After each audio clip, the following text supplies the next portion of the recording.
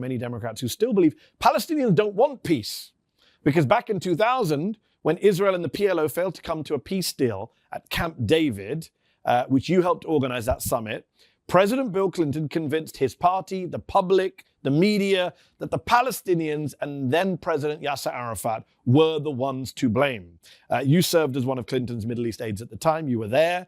You write in the book that this narrative was a, quote, shallow diagnosis, calling it oversimplified, crude, one-dimensional. Briefly, can you tell our viewers why you think that? What really happened at Camp David? Who was to blame?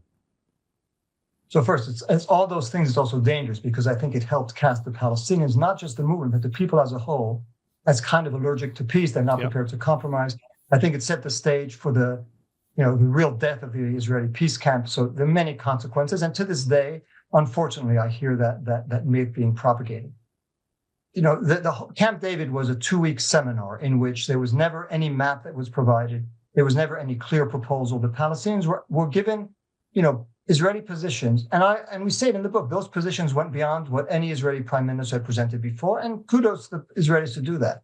But that's not the test. The test is not, the Israelis used to say they'd give 80% of the West Bank. Now they say they'd give 91 or 92% of the West Bank. It's whether from an equity, justice, fairness point of view, whether that's a realistic proposal that Palestinians would accept.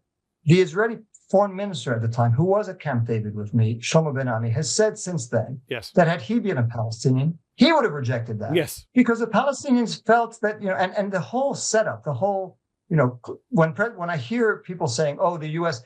offered the Palestinian state on X% of the West Bank and with severe restrictions on their sovereignty, let's, leave that aside, and obviously no rights for the refugees, for the millions of refugees who were expelled in 1948.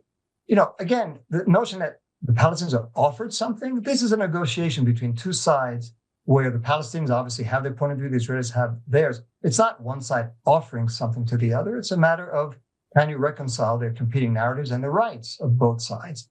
So I think the framing was wrong. The notion that you were going to solve a conflict that goes generations in 2 weeks. Bill Clinton goes around today saying, I offered the Palestinians everything and they turned it down. That is a lie, in your view. I think he believes it. I think it's untrue. Yeah.